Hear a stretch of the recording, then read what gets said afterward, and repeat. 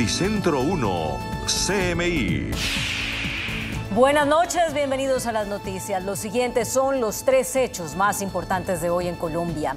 4 de los 5 capturados por el asesinato del fiscal paraguayo Marcelo Pecci aceptaron cargos ante un juez en Cartagena. Se declararon responsables de homicidio agravado y porte ilegal de armas. Los detenidos son trasladados esta noche a Bogotá bajo extremas medidas de seguridad. Ampliaremos esta noticia en nuestra emisión nacional a las 9 de la noche. El presidente Duque anunció el hallazgo de 2 embarcaciones cerca de la zona donde está el galeón español San José, hundido frente a Cartagena de Indias en el siglo XVIII por corsarios ingleses. El mandatario confirmó que con equipos de alta tecnología adquiridos en los últimos años, la Armada Nacional logró llegar a 950 metros de profundidad a la ubicación donde se encuentra el galeón San José para revisar el estado de esta embarcación y que allí se dio cuenta del hallazgo de otras 2 embarcaciones similares y 13 restos adicionales para futura exploración. Ampliación de esta noticia en nuestra emisión nacional a las 9 de la noche. No dan tregua a las lluvias en el país. 16 municipios de Cundinamarca están en alerta roja por el incremento del caudal del río Bogotá. Los deslizamientos y las inundaciones dejan un trágico saldo: 62 personas fallecidas entre el 15 de marzo y la primera semana de junio. En departamentos como Cundinamarca, Boyacá, Antioquia, Valle del Cauca, Arauca, Meta y Casanare ha habido precipitaciones fuera de lo común para esta época. El IDEAM advierte que las lluvias podrían extenderse hasta julio, especialmente en el centro del país. Vamos a ampliar esta noticia en nuestra emisión nacional a las 9 de la noche. Y las siguientes son las noticias más importantes del mundo hoy. Asesinan en su despacho al ministro de Medio Ambiente de República Dominicana. Un amigo de la infancia es señalado como el autor del asesinato del ministro dominicano. Nueva York adopta medidas contra la venta de armas tras los 11 tiroteos que se presentaron en los últimos 2 días en Estados Unidos. Sin Cuba, Nicaragua, Venezuela, México, Honduras y Uruguay, inicia la Cumbre de las Américas organizada por Estados Unidos en Los Ángeles. Primer ministro de Inglaterra supera una moción de censura, pero deja muy dividido al conservatismo. Elon Musk acusa a Twitter de ocultar información y deja abierta la puerta para cancelar su oferta de compra. Con Claudia Palacios y Luisa Tobo. Fue asesinado a tiros en su despacho el ministro de Medio Ambiente de República Dominicana. Las autoridades señalan a un amigo de su infancia como el presunto autor del crimen. El ministro de Medio Ambiente de República Dominicana, Orlando Jorge Mera, fue asesinado a tiros en su despacho. Según la policía dominicana, el atacante, quien fue identificado como Miguel Cruz, accedió a la oficina del ministro y le disparó con un arma de fuego. La presidencia manifestó que el hombre no era solo conocido, sino que era un amigo personal. Cruz se encuentra bajo custodia de la Policía Nacional y del Ministerio Público, que han abierto una investigación del caso. El gobierno expresó sus más profundas condolencias. En nombre del gobierno y del presidente de la República, Luis Abinader, expresamos nuestras más profundas condolencias a la familia Mera Villegas por el fallecimiento del ministro de Medio Ambiente, Orlando Jorge Mera. Esperamos que Dios les brinde la fortaleza necesaria para sobrellevar esta terrible pérdida. El gobierno y el presidente quedan a disposición de la familia para lo que puedan necesitar. El ministro de 55 años era hijo del expresidente Salvador Jorge Blanco y ejercía su cargo desde el inicio del gobierno del presidente Luis Abinader en agosto de 2020. Debido al aumento de tiroteos en Estados Unidos, el gobierno de Nueva York firmó leyes para endurecer el control de armamento, elevando la edad legal para comprar armas semiautomáticas. 2 de los tiroteos mortales más recientes involucraron a hombres armados menores de 21 años. El estado de Nueva York hizo eco de los deseos del presidente de los Estados Unidos, Joe Biden, y aumentó la edad para comprar armas semiautomáticas de 18 a 21 años. Así lo anunció la gobernadora de Nueva York, Kathy Hochul, luego de firmar un paquete de proyectos de ley de reforma de armas. the red flag laws to keep guns away from dangerous people. And we're raising the age of semi-automatic weapons so no 18-year-old can walk in on their birthday and walk out with an AR-15. Those days are over. Además de elevar la edad legal de compra, el proyecto de ley también requerirá que cualquier persona que compre un rifle semiautomático obtenga una licencia, algo que ahora solo se requiere para las armas cortas, y pone también como requisito el microsellado en armas de fuego nuevas, lo que podría ayudar a los investigadores a resolver delitos relacionados con armas. Y es que en tan solo 48 horas Estados Unidos vivió más de una decena de tiroteos que dejaron 16 personas muertas y más de medio centenar heridas. La epidemia de tiroteos masivos que se extiende en las últimas semanas por Estados Unidos ha registrado 11 nuevos brotes en las últimas horas, y las advertencias del gobierno sobre el posible control de armas no lo detienen, sino que en cambio aumentan las masacres. En las últimas jornadas, los tiroteos cobraron la vida de al menos 16 personas y dejaron 61 heridos. Los más graves han sucedido en Tennessee y en Pensilvania. En Filadelfia, un grupo de tiradores abrió fuego contra la multitud en una popular zona de ocio del centro de la ciudad. Al menos 3 personas murieron y otras 12 resultaron heridas. Numerosos agentes que se encontraban en el lugar escucharon los primeros disparos y uno de ellos alcanzó a darle a uno de los atacantes, que después huyó. En la localidad de Tennessee, un confuso incidente a las puertas de un club nocturno acabó con el fallecimiento de 3 personas, una de ellas por atropello, y otras 12 personas resultaron heridas. Ya ha habido 245 tiroteos masivos en lo que va de año en Estados Unidos. La Cumbre de las Américas 2022 comenzó este lunes en Los Ángeles, Estados Unidos. Sin embargo, la ausencia de Cuba, Nicaragua, Venezuela, México, Honduras y Uruguay, entre otros, pone en tela de juicio el alcance de la reunión regional. Hoy se dio inicio a la 9ª Cumbre de las Américas, que se realiza en Los Ángeles, Estados Unidos, sin la asistencia de al menos 7 presidentes del continente, incluido Andrés Manuel López Obrador de México, quien anunció que no asistirá porque no se invitaron a todos los países del continente. No voy a asistir a la cumbre. Va en mi representación y en la del gobierno Marcelo Ebrard. Y no voy a la cumbre porque no se invita a todos los países. La ausencia del presidente mexicano es un golpe para la cumbre, ya que uno de los grandes temas que se espera que se aborde es la migración en la frontera entre Estados Unidos y México. Precisamente miles de migrantes salieron a caminar bajo la lluvia la madrugada de este lunes por el sur de México, dirigiéndose a la frontera con Estados Unidos, cansados de esperar para normalizar su estatus en una región. Uno de los primeros en intervenir en la jornada inaugural del Foro de la Sociedad Civil fue el secretario general de la Organización de los Estados Americanos, Luis Almagro, quien instó a acabar con la pobreza, la discriminación y la violencia que castigan el continente. Nos debemos definitivamente mucha más racionalidad política, nos debemos acercar los unos a los otros. Tenemos que encontrar los mecanismos de diálogo dentro de la sociedad civil. Almagro denunció que hay muchísima discriminación contra la población afro, LGBTI, la mujer y también por razones de orientación sexual, y agregó que es el continente más desigual, el más violento, el más peligroso para los periodistas. El primer ministro británico Boris Johnson conservará su puesto, ya que superó la moción de censura de su partido por la polémica desatada por las fiestas realizadas en Downing Street durante la pandemia.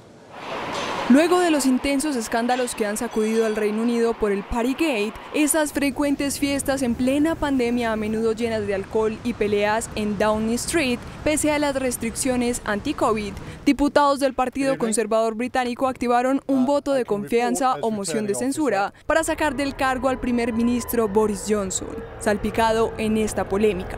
En total, 211 de los 359 diputados conservadores votaron a favor del primer ministro, que permanece así en el puesto.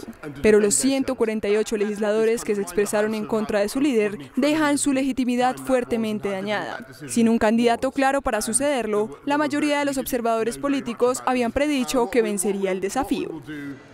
El gobierno de Rusia aseguró que la entrega de armas por parte de Estados Unidos a Ucrania prolongará el conflicto. Además, advirtió que atacará nuevos objetivos si esto continúa. El presidente de Rusia, Vladimir Putin, culpó este lunes de la inflación global a los errores cometidos por países occidentales durante muchos años y las sanciones que llevaron a la destrucción de cadenas logísticas habituales. Además, dijo que las armas adicionales suministradas por Occidente a Ucrania solo prolongarían el conflicto militar. И вообще вся эта возня вокруг дополнительных поставок вооружения, на мой взгляд, имеет только одну цель – затянуть как можно дальше вооруженный конфликт. Putin amenazó con atacar nuevos objetivos si los aliados occidentales le suministran a Ucrania misiles de largo alcance que puedan impactar territorio ruso. Да, но если они будут поставляться, из этого мы будем делать соответствующие выводы, применять свои средства поражения, которых у нас достаточно для того, чтобы наносить удары по тем объектам, по которым мы пока не наносим. En los últimos días, Estados Unidos ha puesto sobre la mesa el posible envío de sistemas de lanzacohetes múltiples. Las Fuerzas Armadas ucranianas calculan que más de 31.000 militares rusos han muerto durante la invasión ordenada por Vladimir Putin. Asimismo, han manifestado que han sido destruidos 1.386 carros de combate, 690 sistemas de artillería, 207 lanzacohetes múltiples autopropulsados y blindados, pero a pesar de esto, las fuerzas rusas continúan sus operaciones de asalto en el oriente del país. El gobierno de Rusia le dijo no al diálogo nuclear con Estados Unidos. El Kremlin consideró improbable la pronta reanudación del diálogo sobre armas nucleares con Estados Unidos. El portavoz del gobierno ruso comentó de esta manera unas declaraciones del embajador de Estados Unidos en Moscú, John Sullivan, quien dijo que las dos mayores potencias nucleares del mundo deben seguir dialogando.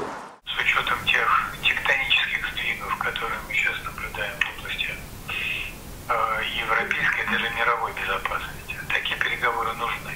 Они нужны всему миру. Но, наверное, стоит согласиться с послом, что в настоящее время это маловероятно. A la vez indicó que uno de los asuntos más importantes de las relaciones bilaterales son las conversaciones sobre armas nucleares.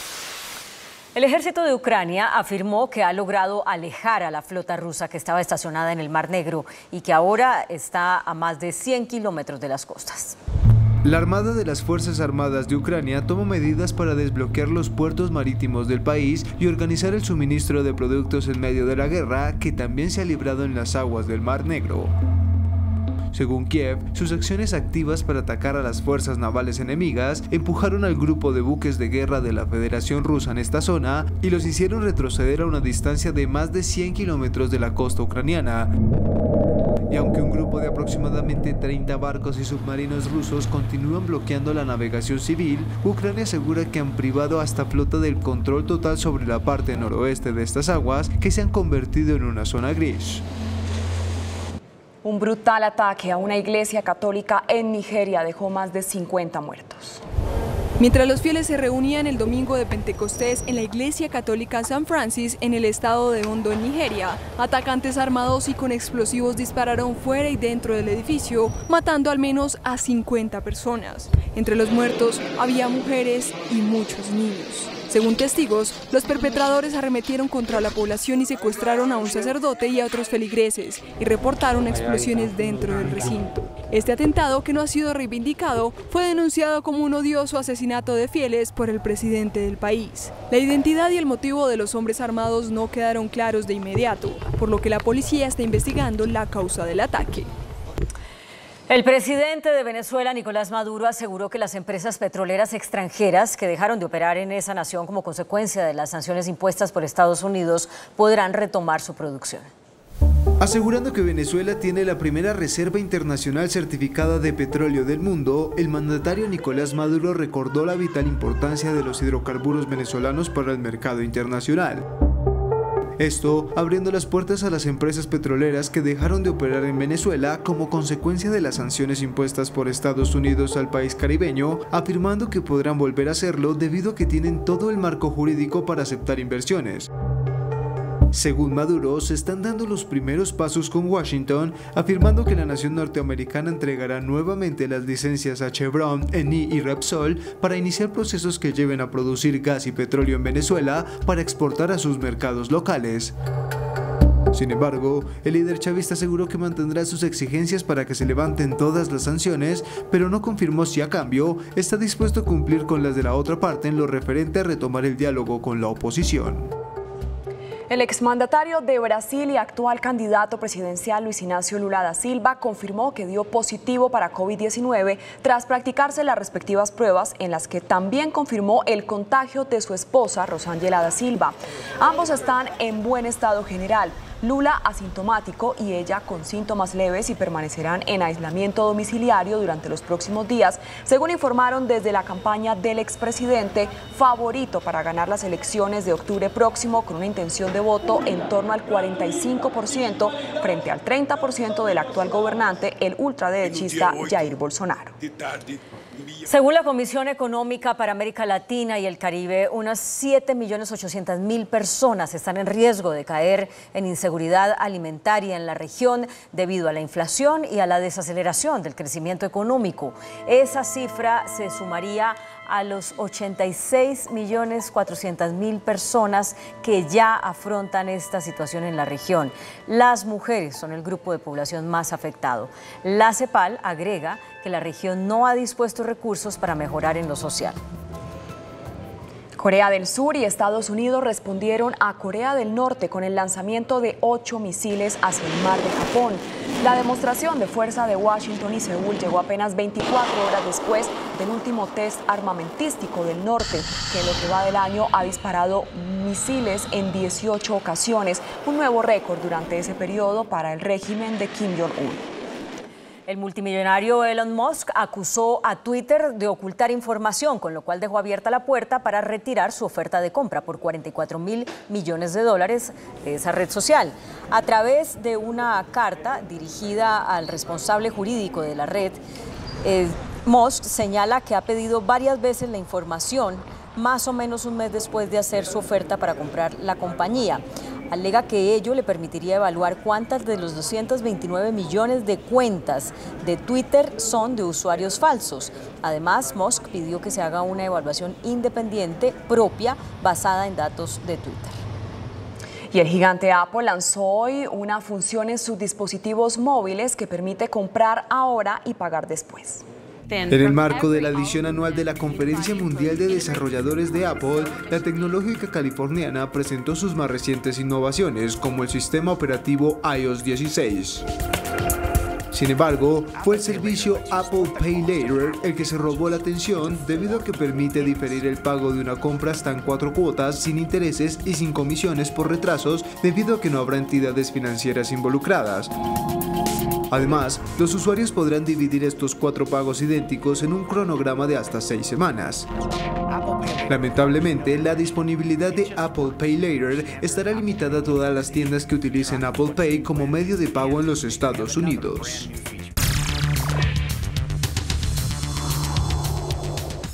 Muy buenas noches. El ex candidato presidencial y actual director del Nuevo Liberalismo, Juan Manuel Galán, anunció hoy que su partido respaldará la candidatura presidencial del exalcalde de Bucaramanga, el doctor Rodolfo Hernández. Galán llegó a esa conclusión después de dialogar con los dos candidatos. ¿Qué fue lo que lo convenció? Bueno, me convenció el partido, porque nosotros adelantamos ya durante toda la semana unas consultas, unas conversaciones con sectores del partido diversos, con los congresistas electos, por ejemplo, Julia Miranda, Juan Sebastián Gómez, con candidatos al Congreso, con los líderes históricos del nuevo liberalismo, jóvenes, con el Consejo Nacional del Nuevo Liberalismo, y después de eso, las opiniones, las posturas, los argumentos se inclinaron a favor del ingeniero Rodolfo Hernández. ¿Y a usted personalmente también lo convenció?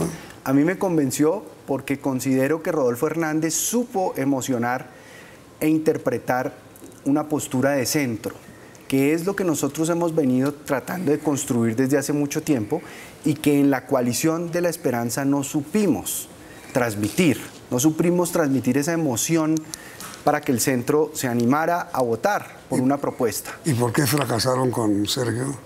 Por las condiciones en que se formó la coalición de la esperanza, por errores también nuestros cometidos durante ese proceso. ¿Errores como cuáles? Como no competir, no emocionar, no tener una confrontación de ideas claras sobre las diferentes opciones que competían dentro de la coalición de la esperanza, que es el propósito de una primaria o de una consulta presidencial. Y en su opinión, doctor Juan Manuel, ¿qué fue lo que condujo a la gente a votar mayoritariamente casi, pues, o clasificar para la segunda vuelta por el doctor Hernández? Pues que yo creo que esos colombianos que votaron por Rodolfo Hernández no están de acuerdo ni con la propuesta que ofrece Gustavo Petro, ni mucho menos estaban de acuerdo con la propuesta del continuismo, representada por Federico Gutiérrez. Quieren abrir un espacio distinto, diferente, nuevo. Y nosotros creemos que el país necesita en este momento esos espacios distintos en la democracia para construir esa propuesta de centro y presentarle al país una propuesta por fuera de la polarización y de la pelea y el pleito político permanente en el que hemos estado enfrascados y que no permite avanzar en las transformaciones que el país necesita. Cuando usted habló con el doctor Hernández, ¿qué conclusión sacó? Pues a mí la impresión que yo tuve de las conversaciones que tuvimos en el partido con el ingeniero Rodolfo Hernández es que quiere rodearse de la mejor gente posible para trabajar en los diferentes sectores de gobierno, y yo creo que eso es muy valioso. Pero además gente que venga con el enfoque que él ha trazado, que es un enfoque de lucha frontal contra la corrupción, de austeridad en el gasto del Estado, algo que nosotros compartimos, pero creemos que el Estado también hay que construirlo en los territorios y en las regiones donde no existe ese Estado, y por eso los grupos armados ilegales se disputan a sangre y fuego el territorio. También coincidimos en regular el uso adulto de la marihuana, que es un proyecto que usted sabe, Yamit, yo he defendido con el uso medicinal, y creemos que debemos seguir dando pasos hacia que el mundo finalmente se convenza de que el camino no es el prohibicionismo, de que hay que regular todas las drogas para acabar el negocio criminal. Pero es que el programa del neoliberalismo, estaba yo leyendo, no solamente es la autorización para usar marihuana, sino también las drogas, ¿no? Porque usted propone el fin al prohibicionismo, es decir, algo así como lo que propuso en su momento, hace unos años, el expresidente Gaviria, los presidentes de Cardoso y el de México. Sí, nosotros lo que creemos que Colombia debe hacer no es solamente legalizar en términos de que algo prohibido quede permitido, no. Sí. Por eso usamos la palabra regulación, porque es el Estado que entra a tomar posesión de un negocio, lo controla, lo regula, establece reglas para quién puede consumir las sustancias, en qué cantidades, quién está autorizado para vender, dónde se puede consumir, que es lo que hizo Estados Unidos con la prohibición del alcohol. Cuando prohibieron el alcohol, aparecieron una cantidad de mafias violentas en Chicago y otras ciudades, lideradas por Al Capone, acabaron con el negocio criminal del alcohol, regulándolo, legalizándolo, y se acabaron esas mafias. Y esa es la lógica que está detrás de la propuesta nuestra de acabar con el prohibicionismo. Obviamente, Colombia sola no lo puede hacer ni unilateralmente. Sí. Tiene que armar una coalición de países. No, y que además es la única forma de acabar con el narcotráfico, que sea el Estado el que compre. Exacto, que es además lo que está financiando a las disidencias de las FARC, sí, al ELN, al Clan del Golfo, al Cartel Jalisco Nueva Generación, al Cartel de Sinaloa, que vinieron a Colombia a disputarse el origen del negocio criminal. Sí, y darle a quien consume un tratamiento de salud y no de delincuente. Exacto, por eso yo logré aprobar en el 2012, Yamit, la ley 1566, que reconoció la adicción como una enfermedad y no como un crimen, para darle un enfoque de salud pública, apoyar a las personas víctimas de adicciones para salir del problema con tratamientos de calidad. ¿Y usted tuvo ocasión de hablar con el doctor Hernández sobre ese tema concretamente? Hablamos sobre todos esos puntos y él comparte la necesidad de avanzar en una política en Colombia y una política en el concierto internacional que avance precisamente hacia acabar con el prohibicionismo y hacia regular todas las sustancias, que es lo único que nos va a permitir superar el narcotráfico. Porque es que el asunto complicado ahí es aceptar, por ejemplo, el respaldo de Estados Unidos a esa política. Pues yo creo que Estados Unidos está abierto a un diálogo sobre la formulación de una nueva política. En el tema de extradición, por ejemplo, es un diálogo que tenemos que abrir.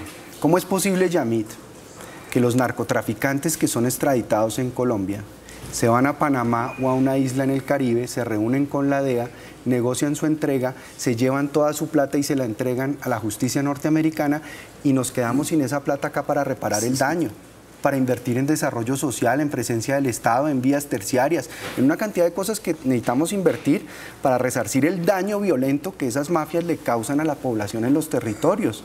Yo creo que deberíamos pedir como una exigencia para el tratado de extradición o para las relaciones de extradición con Estados Unidos, la cooperación. La reciprocidad. La reciprocidad y que dejen la plata acá, los narcotraficantes, para que esa plata sea utilizada para el desarrollo social que necesitamos. ¿Y usted sacó alguna conclusión sobre qué tipo de gobierno, si gana las elecciones, piensa formar el doctor Hernández?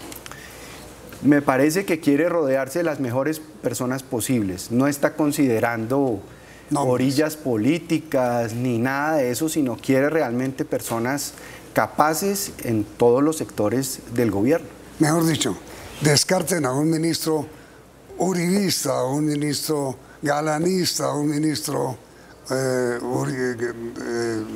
del neoliberalismo, que claramente, pues no. Eso no va a contar. Él va a escoger su equipo como a bien tenga, de acuerdo también al discurso que le ha presentado a los colombianos, que él ha insistido en eso, que no se va a dejar sustituir su programa de gobierno, que él logró 6 millones de votos para un programa de gobierno, un discurso, una propuesta, y la va a cumplir como le está prometiendo a los colombianos.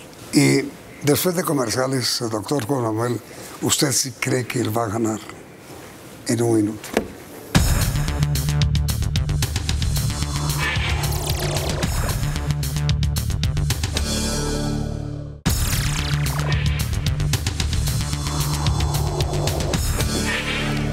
¿Cuáles son, doctor Juan Manuel, las condiciones que tiene el doctor Hernández que lo conducen a usted a pensar que él va a ganar?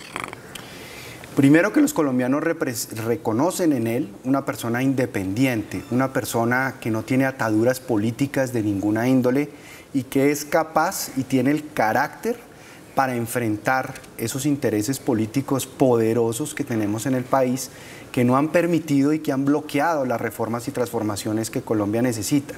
Pero al mismo tiempo yo creo que él tiene algo muy importante, que es lo que también hace representar su liderazgo de centro, y es sacarnos de la polarización, de este pleito político, de este enfrentamiento permanente, en donde al que no piensa igual se le descalifica, se le insulta, se le agrede. Creo que en ese sentido Rodolfo Hernández tiene una oportunidad histórica de sacar a Colombia de la polarización y de lograr grandes acuerdos nacionales sobre lo que el país necesita, que es recoger en parte la propuesta que hizo Gustavo Petro de un gran acuerdo nacional, pase lo que pase en segunda vuelta. Yo sé que cuando Rodolfo Hernández era alcalde de Bucaramanga, usted lo visitó para pedirle ayuda como alcalde para construir una especie de museo en el lugar en donde nació Luis Carlos Galán, su papá, en Bucaramanga. ¿Eso cómo fue? Pues hace años, Yamit, tenemos ese proyecto de recuperar la casa natal de Luis Carlos Galán como un símbolo para Bucaramanga, para Santander, en donde las universidades santanderianas hagan eventos de cátedra Galán, por ejemplo, y se dé formación de liderazgos en los estudiantes. Entonces esa casa, que amenazaba ruinas, porque pues no es propiedad de la familia, sino es propiedad de terceros, un constructor la compró para un desarrollo arquitectónico. Para hacer el museo. Y la iba a demoler. Para hacer el museo. No, la iba a demoler el constructor que la compró. Entonces Horacio Serpa, que era gobernador de Santander, la declaró Patrimonio Histórico y Cultural de Santander y se salvó. Y luego pues dependía también del municipio, porque está en Bucaramanga, su recuperación. Entonces hablamos con Rodolfo Hernández, que realmente era el alcalde, y emprendió un proceso muy difícil y muy duro para poder comprar la casa por parte del municipio. ¿Y la compró? La compró y dejó diseños elaborados para un museo audiovisual. Ah, pues mejor dicho, el apoyo de Hernández como alcalde al proyecto suyo para su padre fue total. Pues fue fundamental para que la ciudad pueda tener ese símbolo, esa memoria histórica de un lugar que los bumangueses veneran, porque la mayoría de los bumangueses saben que en esa casa nació Luis Carlos Galán y para ellos es un gran orgullo y quisieran tener la casa como un símbolo de la ciudad. ¿Y de eso hablaron la semana pasada cuando se reunieron? Él siempre que me lo encuentro me menciona el proyecto y me cuenta que va avanzando, que está detrás, que está empujándolo con mucha generosidad. Esa circunstancia y el hecho de que son ustedes dos Santander, ustedes los dos, su origen, usted es de Bogotá, ¿no? Yo soy de Bogotá, pero 8 generaciones de mi familia Galán vienen de Charalá. Por eso, de mi papá nació en Bucaramanga y mis hijos nacieron en Bucaramanga y en Florida Blanca. Y digamos, este origen santanderiano de los Galán y los Hernández, en este caso, ¿no podría aproximarse mucho más de lo normal? Pues Santander Yamit no tiene presidente desde Aquileo Parra y varios santanderianos estuvieron a pocos pasos de llegar a la presidencia de la República. Gabriel Turbay, por ejemplo, cuando se enfrentó en el 46 con Jorge Eliezer Gaitán, estuvo muy cerca de lograrlo. Antes de él, Benjamín Herrera. Y luego, pues también Horacio Serpa y, por supuesto, Luis Carlos Galán, que fue asesinado a las puertas de la presidencia de la República. Entonces, Santander se merece también tener un presidente. Ahora, en un país que usted conoce bien como el nuestro, ¿usted sí cree que todos los propósitos de Rodolfo Hernández se podrán cumplir en el plan anticorrupción? Pues yo creo que existe la voluntad, que es lo más importante para avanzar en ese sentido, de derrotar la impunidad, de hacer una transformación profunda de la justicia, de reformar los organismos de control para que sean autónomos, independientes y actúen realmente con la confianza de la ciudadanía. Se van a necesitar mucho más de 4 años, pero yo creo que este presidente nos saca de la polarización, Rodolfo Hernández, y abre la posibilidad de un diálogo nacional entre diferentes tendencias para que esos acuerdos puedan abrirse camino. Ahora, el nuevo liberalismo sí logrará sobrevivir con 2 representantes. El nuevo liberalismo está renaciendo, el nuevo liberalismo le apuesta a ser un partido moderno, Yamit, en donde vamos a trabajar en todas las regiones. Hay un gran entusiasmo de personas en los diferentes departamentos por formar los comités del nuevo liberalismo, la participación de los sectores sociales, de las juventudes, de las mujeres, liderando propuestas en el partido, y vamos a tener candidatos en todos los consejos municipales del país, todas las alcaldías, todas las gobernaciones, todas las asambleas, para trabajar precisamente la construcción de la base de un partido que es su territorio. Cuando usted hoy enumeró los puntos sobre los cuales el nuevo liberalismo anuncia, primero, su adhesión a la candidatura del doctor Hernández y segundo, digamos, su programa futuro, anunció también la reforma de la administración y propone la eliminación de la Procuraduría. ¿Por qué y cómo hacerlo? Bueno, la Procuraduría, Yamit, es una institución de vocación monárquica, no de vocación democrática. No hay homólogos de la Procuraduría en muchos otros países. Y la Procuraduría, lastimosamente, se ha convertido en un fortín para pagar favores a congresistas, a senadores que votan para elegir al Procurador General de la Nación o a magistrados de tribunales y de altas cortes. Nos cuesta eso a los colombianos 2 billones con B larga, 2 millones de pesos al año, la Procuraduría, con los últimos 2.200 cargos que creó la Procuradora Margarita Cabello. Si usted le suma a eso las contralorías regionales, son 2.5 billones de pesos que se podrían reorientar, por ejemplo, hacia la creación de una Fiscalía Especial Anticorrupción con fiscales especializados dedicados exclusivamente a desmantelar las grandes redes de corrupción, apoyados con policía judicial con tecnología, en colaboración con los jueces. No se trata de hacer una masacre laboral en la Procuraduría. Hay gente muy valiosa que puede irse a fortalecer la Defensoría del Pueblo, que puede ir a fortalecer la Fiscalía, pero no tiene ningún sentido, Yamit, mantener una Procuraduría que tiene vocación monárquica y no vocación democrática en un Estado social de derecho como el nuestro. Ahora, ¿cuál es el futuro de la vida de Juan Manuel Galán? Estoy dirigiendo el nuevo liberalismo, Yamit, y estoy en el plan de construir partido, de trabajar en toda la organización del partido a nivel territorial para en el año 2023 que el nuevo liberalismo esté presente como opción política en todos los territorios. ¿Y quién nos va a financiar? Bueno, nos vamos a financiar como nos hemos financiado siempre, Yamit, con créditos, con la financiación que además el Estado le adjudica a los partidos y con apoyos y donaciones que por supuesto vamos a buscar para que el partido pueda funcionar y pueda tener presencia en todo el país. Usted dijo hoy, luego de anunciar el apoyo a la candidatura del doctor Hernández, que lo hacía sin ninguna contraprestación y sin que eso sea parte de una alianza o de un acuerdo político. Porque es bueno dejar esa claridad. Nosotros además estamos haciendo una adhesión a Rodolfo Hernández, no le estamos imponiendo unas condiciones, simplemente le presentamos unos puntos con los cuales él estuvo de acuerdo, que van acorde a su programa. Y por eso le estamos brindando el apoyo, pero además porque el partido mayoritariamente tomó esa decisión. Pero es bueno dejar claro que aquí no se hizo ninguna transacción para lograr burocracias o para lograr cualquier otro tipo de prebendas. Y Hernández manda para los infiernos al primero que le habla de eso. Exactamente. Y nosotros en nuestra manera de hacer política y nuestra tradición jamás ha estado pedir cuotas de poder. Y cuando digo infiernos, utiliza una palabra como las que él usa cada rato, ¿no? Bueno, miren, usted decidió apoyar la candidatura del doctor Hernández, pero la doctora Mabel Lara, que presidió su Senado, decidió apoyar la candidatura de Petro. ¿Quién entiende eso? Pues yo lamento que ella no haya esperado la decisión del partido para acogerse a esa decisión. Pero tengo una cosa que decir, Yamit. Yo le tengo enorme aprecio y respeto a Mabel Lara y admiración por el liderazgo que ella representa en su región especialmente, en su etnia, en su territorio, las causas sociales que ella ha defendido.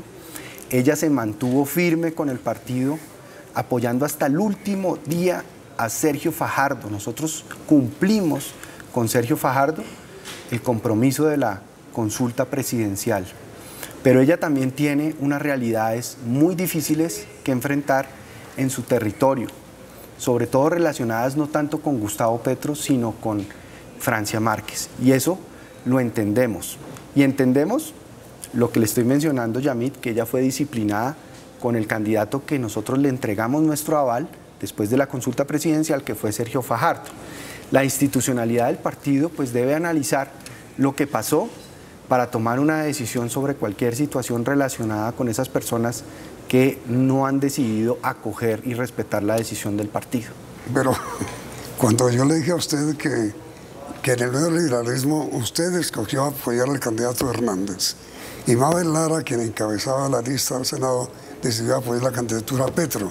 Usted me respondió, yo le tengo mucha admiración y respeto. Pensé que iba a decir a Gustavo Petro. No, a Mabel. A Mabel porque yo recorrí todo el país con Mabel Lara. ¿Y no le tiene admiración y respeto a Gustavo Petro?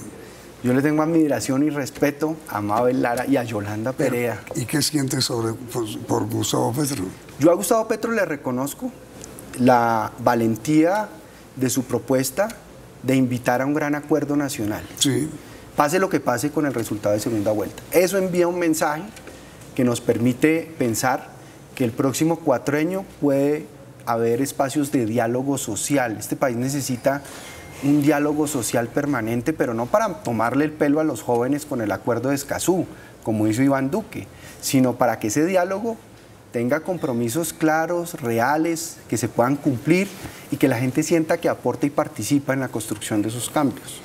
Pero eso es el futuro, es decir, lo que anunció Petro, el futuro. Pero ¿qué piensa de Gustavo Petro hoy como candidato presidencial? Pues yo creo que a la gente hay que creerle lo que hace y no lo que dice. Y Petro, de todas maneras, en sus propuestas, en sus compromisos de gobierno, ha dejado serias dudas. Por ejemplo, lo que va a hacer con las pensiones de los colombianos y el ahorro pensional. Lo que pensaba hacer con la independencia del Banco de la República, que es una institución constitucional que nos ha permitido controlar y mantener a raya desde el 91 la inflación, que no es algo de poca monta para lo que significa la inflación como impuesto para la gente más pobre. No deja una clara seguridad sobre el tema energético y petrolero. Él dice que vamos a depender de Venezuela y que de Venezuela vamos a traer todo el petróleo, pero ¿cómo vamos a depender exclusivamente de Venezuela para un recurso natural estratégico que además financia el desarrollo social de nuestro país? Eso no se puede poner en peligro. Entonces, todos esos temas generan inquietud sobre un gobierno de Gustavo Petro. La invitación que usted daría hoy a la gente que ha seguido al nuevo liberalismo y que ha, digamos, continuado políticamente la idea de su padre, ¿cuál es? Pues yo los invito, como siempre he invitado a nuestros votantes, a votar libremente y a conciencia. Pero les decimos que el Partido Nuevo Liberalismo tomó como partido la decisión de respaldar la candidatura presidencial del ingeniero Rodolfo Hernández para segunda vuelta, porque creemos que es una propuesta que representa el ideal de centro, que va a permitir abrir unos espacios en la democracia a todo nivel que van a ser importantes para que mucha gente insatisfecha con el régimen que nos ha gobernado, pues tenga esa opción en democracia, y eso es valioso. Una pregunta final, doctor Galán. Usted acaba de mencionar el acuerdo de Escazú. A mí me parece que la opinión pública de Escazú apenas sí sabe que es una ciudad de Costa Rica, pero no sabe qué es el acuerdo. Mínimamente, en pocas palabras, ¿qué es el acuerdo de Escazú? ¿Y por qué razón el duquismo en el Parlamento se opone tanto al acuerdo de Escazú, siendo que el presidente inicialmente lo apoyó? Pues para mí lo más importante que tiene el acuerdo de Escazú, Yamit, es la protección de los líderes ambientales. Colombia no puede seguir siendo uno de los países más peligrosos o el país más peligroso para ser líder ambiental de la defensa de nuestro medio ambiente. Y el acuerdo de Escazú establece unos compromisos del país para proteger a esos líderes ambientales que están siendo asesinados por defender el agua en muchos sitios del país, porque se oponen a la deforestación que está detrás del lavado de activos, del narcotráfico, de la ganadería extensiva, de una cantidad de temas a veces vinculados con criminalidad. Entonces, ese acuerdo de Escazú, para mí, lo más importante que tiene es eso, proteger a nuestros líderes ambientales. ¿Y por qué razón los senadores o las senadoras del duquismo o del uribismo, digamos, o del centro democrático, como usted quiera llamarlo, se oponen tanto? Pues me parece algo absurdo, porque es un acuerdo para proteger la vida de líderes ambientales y garantizarles que puedan ejercer ese liderazgo en sus comunidades y territorios. Eso es lo que significa es el proyecto de país que defiende el uribismo, que nunca hemos compartido. Doctor Galán, muchísimas gracias. Muchas gracias, Yamit, por la oportunidad. Y mucha suerte en los días por venir. Muy amable, Yamit. Gracias. Y a ustedes, televidentes, muchas gracias. Y los invitamos a continuar aquí en Noticentro 1, CM. Noticentro 1, CMI. 4 capturados aceptan autoría de asesinato de fiscal paraguayo. Aceptaron 2 cargos, homicidio agravado y porte ilegal de armas. Los trasladan de la Fiscalía de Cartagena al búnker de máxima seguridad en Bogotá. El único capturado que no aceptó cargos fue el acusado de planear todo el criminal operativo. Descubren 2 galeones más similares al San José. Están situados cerca. Hallan restos de 13 galeones más en la misma zona, revela el presidente Duque. El gobierno va atrasado en la implementación de los acuerdos de paz, denuncia la Contraloría. Fiscalía General anuncia que enviará 3.000 expedientes sobre el conflicto a la JEP. Ñoño Elías y Musa Besaile aceptan responsabilidad en caso de corrupción en FONADE. Alerta roja en la cuenca baja del río Bogotá. Afectadas 25.000 familias. Anapoima, La Mesa, Mesitas, Agua de Dios, La Vega, Villeta, Atena, Cachipay, Apulo, Anolaima, Biotá, Quipile y Girardot. Afectados. Relevo en comandancia de la Fuerza Aérea Colombiana. Grupo Gilinski compra más acciones de Grupo Sura. Se cobrará a usuarios instalación de medidores de energía. Rezago en lucha contra la pobreza, denuncia el DANE. Con Claudia Palacios y Luisa Tobo. Iniciamos nuestra segunda hora de noticias. 4 de los 5 capturados por el asesinato del fiscal paraguayo Marcelo Pecci aceptaron cargos ante un juez en Cartagena. Los detenidos se declararon culpables de homicidio agravado y porte ilegal de armas agravado. La aceptación de cargos ocurrió después de que el fiscal del caso narró cuál fue la participación de cada uno en los hechos que rodearon el asesinato del destacado funcionario de la justicia paraguaya. Aceptaron los cargos Wendre Scott, el hombre que según la fiscalía le disparó al fiscal Pecci. También los aceptaron Marisol Londoño y su hijo Cristian Camilo Monsalve, acusados de seguir a la víctima y entregar información en tiempo real sobre sus recorridos en Cartagena. Y aceptó cargos Eiberson Adrián Zabaleta, quien habría transportado a los sicarios en Cartagena. Acaban de aceptar cargos 4 de los delincuentes que mataron al fiscal Marcelo Pecci en la ciudad de Cartagena. Hicimos una labor investigativa que demoró 26 días, fueron capturadas 5 personas, esas 4 de esas 5 personas acaban de aceptar cargos, lo cual es una de las noticias más importantes en el marco también del trabajo que ha hecho serio esta entidad y de sus funcionarios. Quien no aceptó ninguno de los cargos imputados por la Fiscalía fue Luis Correa, supuesto autor intelectual y coordinador de los demás implicados en el crimen. En una segunda etapa, la Fiscalía deberá llamar a juicio a los 5 capturados. Los 5 capturados por el crimen del fiscal Marcelo Pecci serán trasladados desde Cartagena a Bogotá, a una cárcel de máxima seguridad.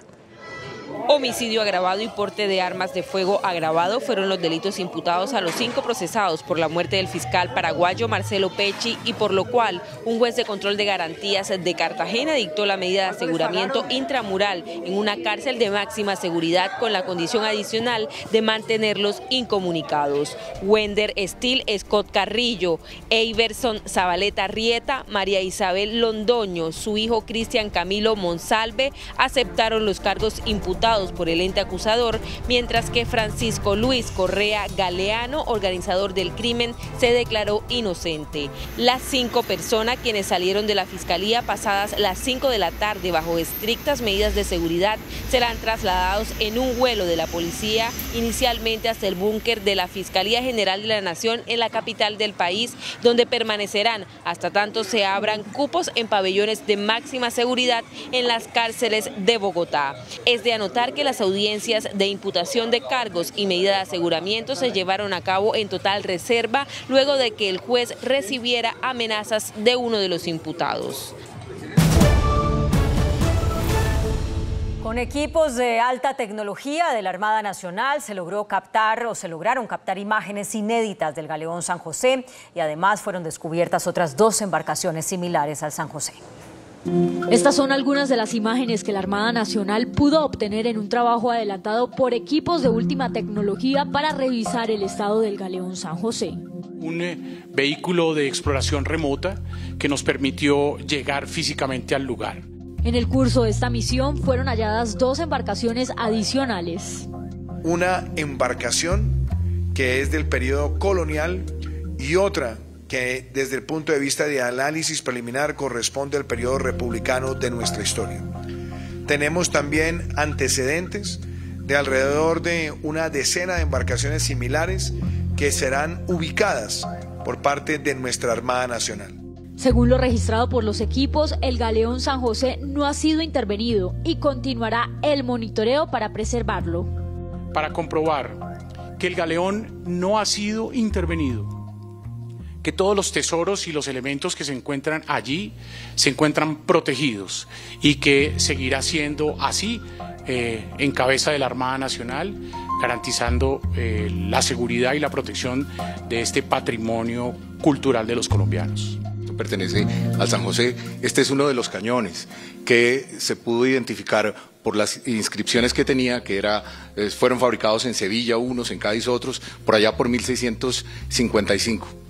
Aparecen ustedes diferentes objetos de oro, ahí aparecen las macuquinas de 8 reales, con la acuñación propia de la época. Bajo ese cañón aparece la cazoleta de una espada, identificamos cuáles eran espadas de oficiales y cuáles de tripulación. Esta es la vajilla china a la que hace referencia el señor presidente. Ustedes aprecian que los dibujos en la vajilla son de carácter diferente. Nuestros arqueólogos trabajan en identificar a dónde fueron despachadas estas vajillas, si pertenecían, por ejemplo, a México, a lo que iba al virreinato de ese entonces, o si ya estaban en la América del Sur. Tanto el Ministerio de Cultura y la Agencia de Defensa Jurídica del Estado trabajan en resolver el litigio que se adelanta para que el tesoro del Galeón San José no sea dividido y sea expuesto en un museo. Sobre los nuevos hallazgos ha dicho el presidente Iván Duque que la idea no es solamente recuperarlos, sino tener mecanismos sostenibles de financiamiento de sus extracciones futuras. Lina María Sandoval, Noticentro 1, CMI. La Contraloría General denunció que el 57% de los proyectos contratados con recursos del Acuerdo de Paz presentan retrasos y ejecuciones inferiores al 10%. Según la Contraloría, más de la mitad de los proyectos financiados con recursos del acuerdo suscrito en 2016 entre el gobierno y las FARC reportaron avances físicos o financieros inferiores al 10%. Son 71 proyectos por 721.000 millones los atrasados. Por ejemplo, hemos encontrado que en el Instituto Nacional de Vías, para mantenimiento y construcción de vías terciarias de un proyecto de 310.000 millones de pesos, el avance financiero está en el 29%, mientras que el avance físico está en el 0%, lo que no es congruente. También cuestionan que un proyecto encargado por 10.000 millones a computadores para educar tenga un avance físico del 0%. Con relación al Fondo Nacional de Tecnologías relacionado con emisoras rurales y audiodifusión, hemos encontrado que un proyecto de 10.000 millones de pesos tiene avance financiero del 100%, pero los reportes no se han hecho porque el avance físico está en el 0%. El fiscal general Francisco Barbosa anunció el envío a la Justicia Especial para la Paz de 3.000 expedientes de hechos relacionados con el conflicto armado. El fiscal general Francisco Barbosa anunció un acuerdo de cooperación con la JEP, además anunció el envío de miles de expedientes a esa jurisdicción sobre hechos relacionados con el conflicto. Hemos estado también determinando el alistamiento de esos expedientes para remisión de la JEP. Más de 3.000 expedientes aproximadamente que seguramente serán remitidos de manera segura, organizada y oportuna a la JEP, que de esos casos también hace parte de lo que se planteaba como terceros. El acuerdo también implica que habrá mayor agilidad en el intercambio de información entre la Fiscalía y la Justicia Especial para la Paz. Los exsenadores Bernardo El Ñoño Elías y Musa Besaile aceptaron su responsabilidad penal ante la Corte Suprema de Justicia por el caso de corrupción de FONADE. En una diligencia de versión libre ante el despacho de la magistrada Cristina Lombana, los exsenadores del partido de la U, Musa Besaile y Bernardo El Ñoño Elías, aceptaron su responsabilidad en el delito de tráfico de influencias por el presunto direccionamiento de millonarios contratos con el exgerente de FONADE, Ariel Alfonso Aduen, a cambio de coimas. Aceptando su responsabilidad, estos exsenadores pretenden una sentencia anticipada y una reducción de la pena de hasta una tercera parte. El abogado del Ñoño Elías advirtió que su cliente no hizo confesiones sobre otros parlamentarios indagados, en este caso como Armando Benedetti. El proceso goza de reserva procesal, pero lo que sí le puedo informar es que el senador Bernardo Elías no se acogió al Instituto de Beneficios por Colaboración Eficaz y por tanto no ha señalado o ha incriminado a otros senadores de la República. Hoy fueron reveladas pruebas de la presunta red de corrupción de venta de fallos liderada por el exmagistrado del Tribunal Administrativo de Cundinamarca, Carlos Vargas. La Sala de Primera Instancia de la Corte adelanta un juicio contra el exmagistrado del Tribunal de Cundinamarca, Carlos Vargas Bautista, por presuntamente haber cobrado millonarias sumas y dádivas para torcer procesos en favor de demandantes. Habló hoy su expareja Kelly Eslava, quien le buscaba clientes. Recibió dádivas por los procesos de soporte vital sí recibió. El magistrado Carlos Alberto Vargas Bautista tuvo que haber recibido dádivas económicas de parte del ingeniero William Rojas. La exnovia del exmagistrado también aseguró que mientras estuvieron juntos, él le copiaba todas sus gestiones ilícitas. Sí, claro, sí, mantuve durante toda la vigencia del proceso la relación sentimental. Vargas habría fallado demandas contra el Hospital Militar, la empresa de acueducto de Bogotá y la Superintendencia de Sociedades. La Fiscalía acusó por concierto para delinquir, terrorismo, homicidio y rebelión a Violeta Arango, alias Violeta, presunta integrante del ELN.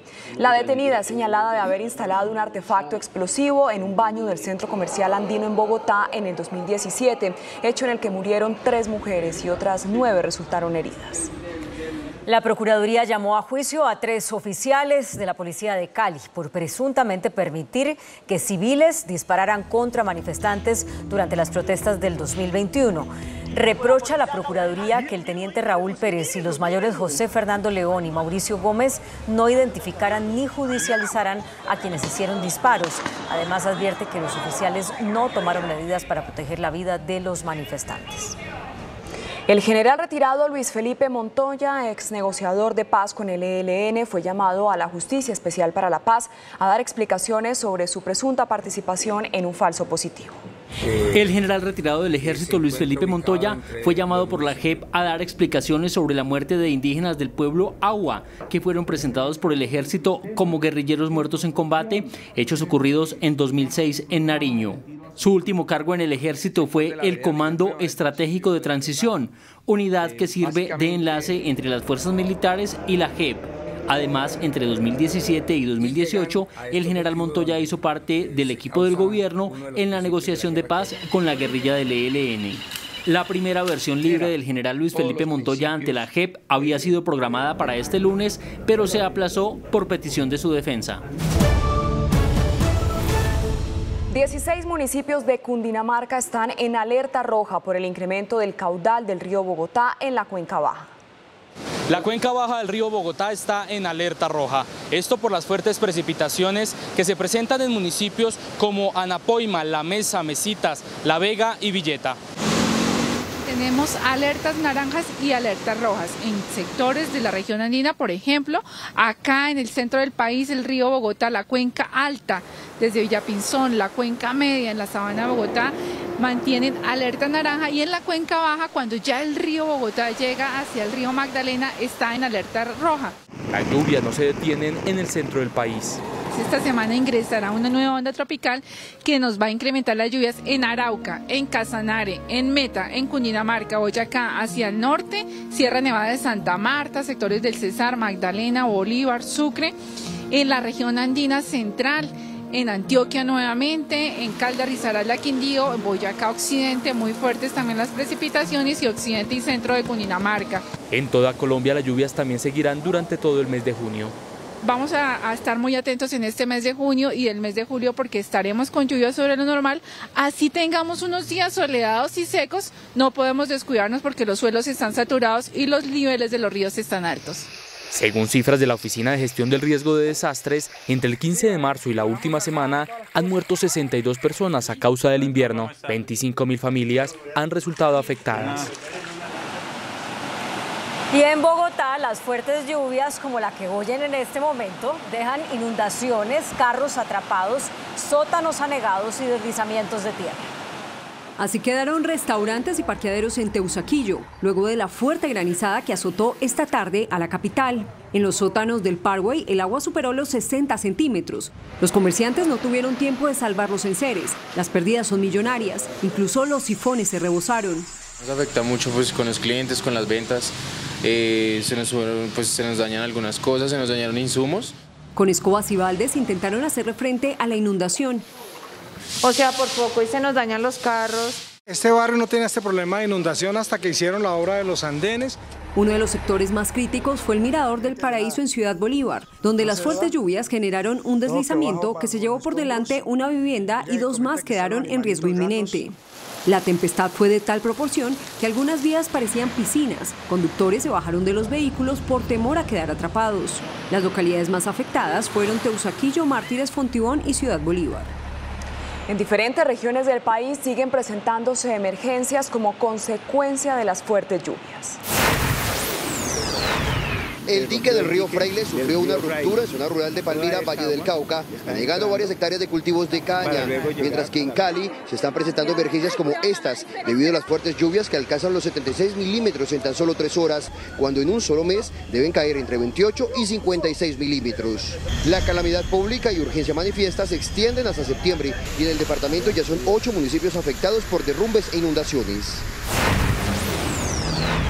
Debido a las lluvias, en el área metropolitana se presentó un movimiento interno de tierra, provocando el agrietamiento de la vía Las Palmas que comunica a Medellín con el oriente antioqueño y el aeropuerto José María Córdoba. Los más afectados con el cierre esta mañana fueron los viajeros que caminaron con sus maletas. La temporada de lluvias en Antioquia ya deja 22.000 damnificados y 33 personas fallecidas por deslizamiento e inundaciones. En varios puntos de Medellín también hubo altas precipitaciones con inundaciones en vía pública. En Santa Elena cayó una fuerte granizada. La vía permanece cerrada desde el corregimiento La Playa hasta el barrio Las Flores en Barranquilla. Don Alfonso Monterrosa se salvó, pues la avalancha lo alcanzó cuando regresaba a la capital del Atlántico. El alud de arena proveniente de una urbanización en construcción lo sorprendió. Como pudo, abrió la puerta pero el vehículo se detuvo. Luego el lodo invadió el automóvil. La policía invitó a los usuarios de la ruta costera a tomar vías alternas. Mientras tanto, 2 jóvenes fueron rescatados al final de la desembocadura de un arroyo en el barrio Siape. Se salvaron después de ser arrastrados más de 300 metros y a escasa distancia de llegar al río Magdalena. Y el presidente del Banco Agrario, Francisco Mejía, anunció recursos para los agricultores afectados por las lluvias. Desde Montería, el presidente del Banco Agrario, Francisco Mejía, anunció uno de los primeros acuerdos con las aseguradoras para respaldar programas de financiamiento a los pequeños agricultores afectados por el invierno. Trabajar muy intensamente con las aseguradoras, ponerlas a competir y pedirles que desarrollen un producto que les sirva al campesino. Y logramos, en un proceso competitivo, tener un acuerdo con Cardif, que es del BNP Paribas. Y la noticia que podemos dar hoy, ministro, es que por fin tenemos un programa de seguro paramétrico que no excluye a ningún municipio de Colombia. El seguro agropecuario, que representa 80.000 millones de pesos, buscará mitigar los efectos de las lluvias a los productores. Los agricultores deben acercarse a las oficinas del Banco Agrario para recibir el beneficio. En audiencia con el Papa Francisco, el obispo de Quibdó, Monseñor Juan Carlos Barreto, leyó una carta enviada por los obispos del Chocó al Sumo Pontífice, en la que denuncian la crisis humanitaria de esa zona del país. En audiencia con el Papa Francisco, el obispo de Quibdó, Monseñor Juan Carlos Barreto, leyó la carta enviada por los obispos del departamento del Chocó, Ismina Tadó y Apartadó, que relataron la situación dramática de orden público, de derechos humanos que vive el departamento del Litoral Pacífico. La situación dramática de crisis de derechos humanos y crisis humanitaria que se vive en el departamento. Encontramos al Papa Francisco como una persona acogedora, cordial, que escuchó atentamente lo que está viviendo el departamento. Monseñor Juan Carlos Barreto, delegado por los obispos de Chocó para leer la carta al Sumo Pontífice, manifestó que el Vaticano responderá en los próximos días sobre la situación de derechos humanos del departamento del Chocó. Hay relevo en la comandancia de la Fuerza Aérea Colombiana. El general Ramsés Rueda pidió la baja. Lo reemplaza el general Pablo García, quien se desempeñaba como subcomandante de la FACA. El general Pablo García asumirá la comandancia de la Fuerza Aérea a partir del próximo 11 de junio. Por motivos de salud, el general Ramsés Rueda, quien venía desempeñándose como comandante de esta fuerza, se retira. Ha sido no solamente uno de los oficiales más condecorados en la historia de nuestra Fuerza Aérea, sino que ha sido además uno de los más excelsos pilotos de combate que ha tenido nuestro país. El general García acumula más de 7.000 horas de vuelo y es administrador aeronáutico con estudios en alta dirección empresarial, entre otros. En reunión con mineros y transportadores de Boyacá, el candidato Gustavo Petro denunció hoy que están haciendo campaña negra en su contra, afirmando que va a acabar con la minería y el sector de los camioneros. Gustavo Petro estuvo en varios municipios del departamento de Boyacá. Tuvo reunión con mineros y transportadores. A ambos sectores les manifestó que no es cierta la campaña negra que están haciendo en su contra, en el sentido de que va a acabar con la minería y de que también va a acabar con los transportadores. La contracampaña diciendo que al otro día en mi posesión no habrá diésel. Eso no es cierto, porque la capacidad de refinación de Ecopetrol se mantiene hasta que no cambien las tecnologías en el tiempo, pero mientras se utilice en un camión diésel, pues seguirá utilizándose diésel, no habrá problemas por eso. Según Gustavo Petro, lo que propone en su periodo de gobierno necesariamente debe tener un periodo de transición, mientras Colombia implementa en su totalidad las energías limpias. El candidato presidencial Rodolfo Hernández afirmó hoy que no está cerrada la puerta de su campaña para Sergio Fajardo. Durante el Encuentro Nacional de Cacaoteros en Bucaramanga, el aspirante presidencial Rodolfo Hernández le dijo a Sergio Fajardo que las puertas están abiertas si respeta su programa de gobierno. Yo creo él es un hombre bueno, hice 4 intentos, no decide nada, entonces yo creo que ya tiene la puerta abierta cuando él se quiera venir, pero a cumplir el programa que ganó. Yo no puedo aceptar la distorsión del programa mío, que tiene 6 millones de apoyos, por uno que tiene 800.000. En una carta de 20 puntos, los cacaoteros le pidieron a quien gane las elecciones políticas más amplias y claras para mejorar los temas de expansión del sector para la exportación y la regulación de las tasas arancelarias. El sector del Partido Nuevo Liberalismo, que dirigen los hijos del fallecido Luis Carlos Galán, adhirió hoy a la campaña del candidato presidencial Rodolfo Hernández. Juan Manuel Galán, hijo mayor de Luis Carlos Galán, es el presidente del Nuevo Liberalismo, partido político que fundó su padre y que recobró la personería jurídica a finales del año pasado. Hoy adhiere a Rodolfo Hernández. Especialmente coincidimos en el tema de la lucha contra la corrupción y el clientelismo, y para eso estamos de acuerdo en que se requiere una reforma a la justicia, una transformación de los organismos de control. Y en ese sentido también reconocemos que él logró captar la emoción de los votantes de centro, que no quieren ni el proyecto que ofrece Gustavo Petro, pero tampoco quieren el continuismo que ofrecía Federico Gutiérrez en primera vuelta. Aunque los hermanos Galán se suman hoy a la campaña de Rodolfo Hernández, son varios los dirigentes del Nuevo Liberalismo que apoyan a Gustavo Petro, como la cabeza de lista del Senado, Mabel Lara. El presidente Iván Duque reveló que este año se han invertido 1,1 billones de pesos en ciencia y tecnología. Le hemos asignado a esa política pública más de 1,1 billones de pesos y que se suma a los 4,4 billones de pesos que vienen de alianzas transversales para desarrollar una inversión certera. Además, informó que Colombia pasó de un laboratorio de procesamiento de pruebas COVID a más de 160. El país pasó de aproximadamente un solo laboratorio con la capacidad de procesamiento de pruebas protocolo Berlín a tener hoy una red de laboratorios que supera los 168. El mandatario dijo que de acuerdo con la Organización de Energías Renovables, Colombia será en el curso de la próxima década el cuarto mercado más competitivo de hidrógeno verde. El Grupo Gilinski sigue comprando acciones del Grupo Sura en su objetivo de lograr el control de la compañía. En una nueva movida, los Gilinski vienen incrementando su participación en el Grupo Sura a través de las compras en la rueda accionaria de la Bolsa de Valores de Colombia. La adquisición de estas acciones han sido al menudeo, ya que en mayores cantidades requiere de una oferta pública de adquisición como las que se realizaron en el pasado.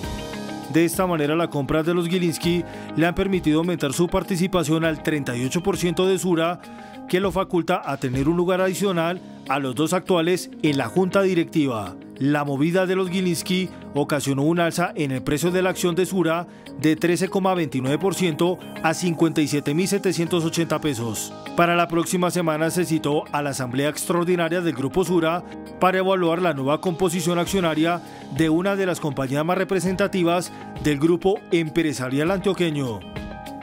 La Corte Suprema impuso una multa de 19.000 millones de pesos a 2 cementeras por contaminar grandes extensiones de cultivos de arroz. Las empresas Cementos Diamante de Ibagué y Cementos Diamante del Tolima, hoy Cemex Colombia, deberán pagar 19.000 millones por la contaminación que generaron en tierras dedicadas al cultivo de arroz durante 38 años, entre 1960 y 1998. La Corte encontró que las cementeras contaminaron los cultivos con carbonato de calcio y otras sustancias que salieron de sus hornos de procesamiento y cayeron sobre los predios colindantes, provocando que perdieran su capacidad productiva y que incurrieran en mayores costos. La Sala Civil de la Corte determinó que las cementeras no implementaron sistemas adecuados para controlar que sus chimeneas no expulsaran residuos sólidos que terminaron llegando a los cultivos. En la sentencia, la Corte recordó que el que contamina debe pagar, principio del derecho ambiental. La Corte Constitucional tumbó la norma que prohibía el cobro a los usuarios de los medidores de energía.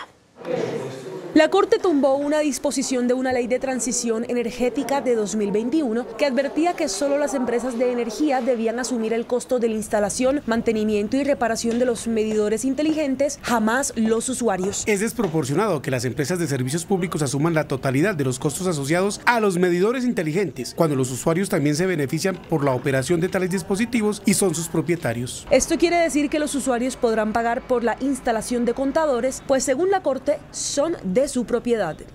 Existen empresas que podrían ver comprometida su viabilidad ante la obligación de asumir este costo, y esta situación pondría en riesgo la prestación del servicio continuo, estable y de calidad. Las directivas de la compañía Tecnoglass tocaron hoy la campana en la apertura de la Bolsa de Valores de Nueva York. Tecnoglass, la empresa colombiana con acciones listadas directamente en la Bolsa de Valores de Nueva York, tocó la campana a las 8:30 de la mañana, hora colombiana. La encargada del campanazo fue la directora de calidad, Diana Lorer, una ingeniera que labora en la planta hace 26 años. Un momento sublime para la compañía. Este es el mercado más importante del mundo. Aquí no entra cualquiera. La compañía, que obtuvo una utilidad bruta en el primer trimestre de 2022 de $60.3 millones, llega a la Bolsa de Nueva York después de 9 años en Nasdaq. La encuesta de calidad de vida del DANE reveló que subsiste un preocupante rezago en los indicadores sociales y de superación de la pobreza en las zonas más afectadas por el conflicto armado. Mientras el promedio de pobreza multidimensional en todo el país es del 16%, en las zonas del conflicto asciende al 28% de los hogares en esa condición. Según el DANE, la cobertura de servicios básicos a nivel nacional es mucho mayor a la que se registra en las zonas de conflicto para servicios como acueducto, alcantarillado, servicio de aseo y acceso a Internet. Pues naturalmente, en esta primera parte, vamos a ver una mayor percepción de pobreza en los 170 municipios PD. Entre tanto, el DANE también reportó que durante la pandemia del COVID-19 el 38,3% de los hogares tuvo que gastar sus ahorros, el 36,9% acudir a un mayor endeudamiento y el 34,4% disminuyó el gasto en alimentos. ProColombia espera que este año la inversión extranjera alcance los $12.000 millones. Las metas de inversión extranjera en el país para el cierre del año se calculan en $12.000 millones. De este monto, y de acuerdo con ProColombia, la inversión no minero-energética alcanzará más de $8.500 millones en al menos 140 proyectos. Desde 2018, este rubro totaliza $41.487 millones con un crecimiento en inversión de portafolio y fondos de capital. El sector privado mantiene su dinámica para atraer mayor inversión extranjera. El crecimiento de la economía colombiana en el segundo trimestre del año sería de 6,7%, según el consenso del mercado financiero.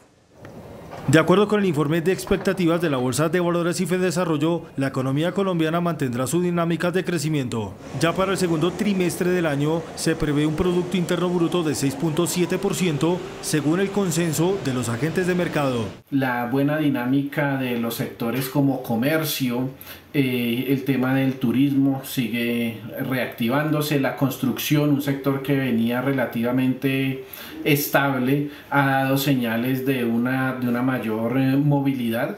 El optimismo de crecimiento se mantiene con mayor fuerza en varias entidades. Bancolombia proyecta un 11% y Fedesarrollo un 10,5%. Consideramos que el crecimiento del segundo trimestre tendrá un importante efecto base. relacionado con los efectos económicos alrededor del paro y los bloqueos que ocurrieron en el año anterior, especialmente en el mes de mayo. El gobierno alista sus metas para el 14 de junio en el marco fiscal de mediano plazo. El índice de capitalización de la bolsa, que mide el comportamiento de las 20 principales acciones, cerró a la baja. El índice selectivo MSCI Colcap de la Bolsa de Valores de Colombia bajó 0,36% a 1.608 puntos. La acción del Grupo Suramericana fue la que más subió, con una valorización de 13,29% a 57.780 pesos. La acción de Fabricato fue la que más bajó, con una pérdida de 5,88% a 8 pesos. La acción más negociada de la jornada fue la de Preferencial Bancolombia, al movilizar más de 20.000 millones de pesos, con una variación negativa de 1,78% a 41.500 pesos. El dólar cerró al alza. Indicadores económicos en Noticentro 1 CMI. La tasa representativa del mercado, que regirá para mañana martes, será de 3.799 pesos con 50 centavos. Los profesionales del cambio compran la divisa en promedio en 3.800 pesos y la venden en 3.850 pesos. Un euro cuesta 4.056 pesos con 50 centavos. La libra de café en Nueva York se cotizó a $2 con 37 centavos. El azúcar se transó en 19,56 centavos de dólar la libra. El barril de petróleo WTI se cotizó en $119 con 40 centavos. La referencia Brent para Colombia se cotizó en $119 con 93 centavos. Una acción de Ecopetrol cuesta 3.269 pesos. Noticentro 1 CMI presenta una empresa comprometida por Colombia. 1.257 niños, niñas y jóvenes del Meta reciben formación musical y artística gracias a la alianza entre Ecopetrol y la Fundación Nacional Batuta en 24 escuelas rurales de Acacías, Guamal, Castilla la Nueva y Villavicencio. Este proyecto en territorio que estamos llevando formación musical a la zona rural nos ha permitido conocer el contexto diferente de lo que implica ser un niño de vereda, la dinámica de las familias de vereda y sobre todo la importancia de esos proyectos también que lleguen a esos territorios. Muy orgullosos de ver que esto no solamente les desarrolla un talento que seguramente tienen, sino les ayuda a desarrollar habilidades sociales, disciplina, responsabilidad y mejorar su desempeño académico. Como Ecopetrol estamos apoyando este proceso a través de un convenio con la Fundación Batuta. Tenemos 24 centros musicales en 4 municipios del departamento del Meta. A mí me gusta el arpa como suena, y porque suena muy llanero, me gusta, me llama la atención y me gusta tocarla mucho. Batuta y Ecopetrol afianzan el desarrollo de competencias musicales y logran conectar a los estudiantes con la cultura llanera. La entrega de estos instrumentos me parece algo muy importante, ya que ayuda en la formación integral de los estudiantes, nos ayudan a crear valores, responsabilidad y ante todo el compromiso. La música de por sí une a muchas personas, porque uno puede tener un problema con un amigo y la música a uno lo une.